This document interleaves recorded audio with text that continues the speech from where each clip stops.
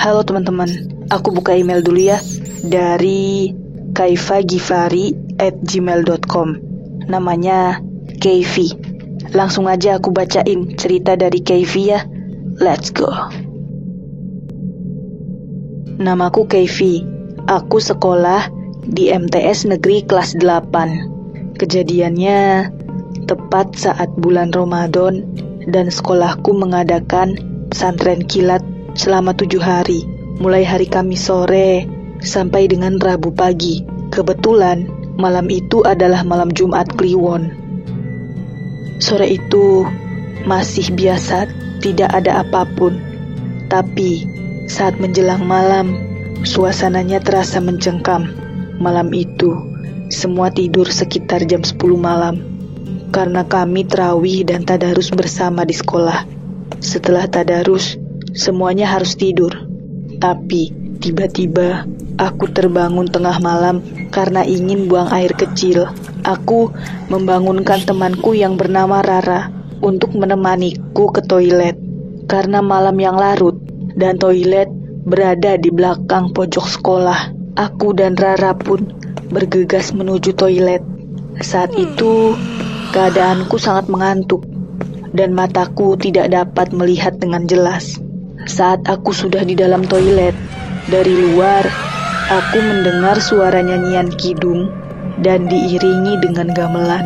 Aku mencoba menenangkan pikiran dan berpikir kalau Rara yang di luar sedang main HP dan tidak sengaja menyetel lagu kidung. Kemudian pintu toiletku bergetar, seperti ada yang mengetuk. Kukira itu adalah Rara yang juga ingin buang air kecil. Kupanggillah ia. "Ra, kenapa Ra?" Tak ada jawaban apapun. Aku mulai takut dan khawatir. Tidak lagi berpikiran jernih. Segera aku berteriak sekencang-kencangnya, memanggil nama Rara. Tidak ada lagi jawaban, meski aku sudah berteriak dengan sangat kencang. Tiba-tiba lampu berkedip cepat. Segera aku membasuh lantai dan menyalakan air keran. Tapi bukanlah air yang mengalir, melainkan darah. Aku sangat syok hingga hampir membuat aku pingsan karena jantungan. Bau darah itu sangat amis dan membuatku pusing hingga pandanganku gelap. Bangun dari pingsanku, aku sudah berada di UKS. Banyak teman yang bertanya padaku apa yang terjadi. Mereka memberitahu kalau aku dan Rara pingsan di toilet. Segera aku menceritakan kejadian sebenarnya. Aku pun bertanya pada Rara yang sudah sadar lebih dulu tentang musik gamelan. Ternyata Rara pun mendengar suara kidung dan gamelan itu.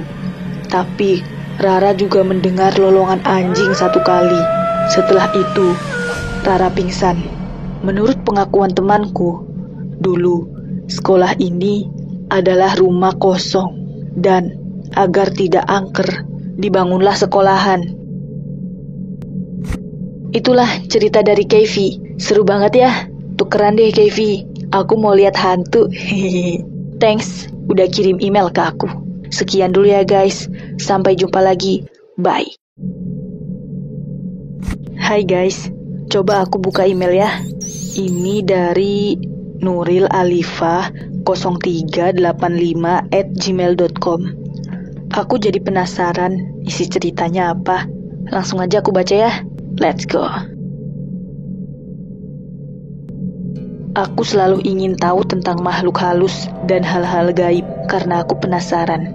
Pada suatu hari, saat sekolah mengadakan bersami, pada malam itu diadakan acara jerit malam.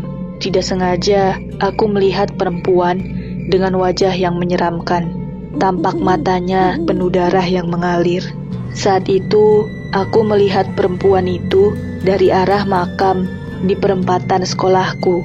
Kemudian, saat tiba waktunya absen, ada 3 siswa yang hilang. Pak Guru pun memerintahkan aku dan Pak Satpam untuk mencari ketiga siswa yang hilang tersebut.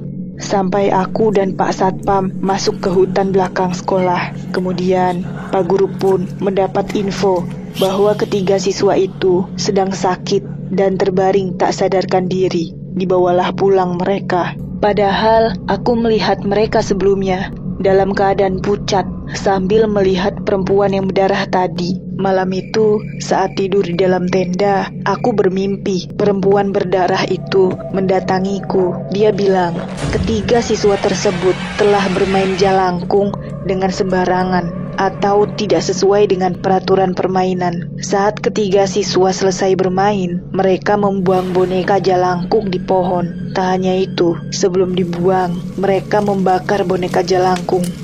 Kelakuan ketiga siswa membuat penghuni di sana marah. Setelah perempuan itu bercerita padaku, datang ketiga siswa yang ternyata terjebak di dimensi perempuan menyeramkan itu.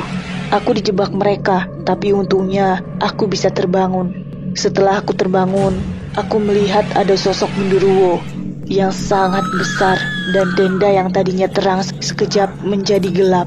Genderuwo berkata, ketiga siswa menebang pohon tempatnya bersemayam. Penebangan pohon tempat dibuangnya jalangkung. Genderuwo itu marah sambil membawa ketiga siswa tersebut. Tidak lain, aku saat ini sedang di dimensi mereka. Genderuwo itu berkata, jika pihak sekolah tidak minta maaf, maka roh mereka akan dipenggal dengan penghuni yang ada di hutan belakang sekolah dan menjadikan sekolah tempat penghuni mereka semua yang ada di hutan.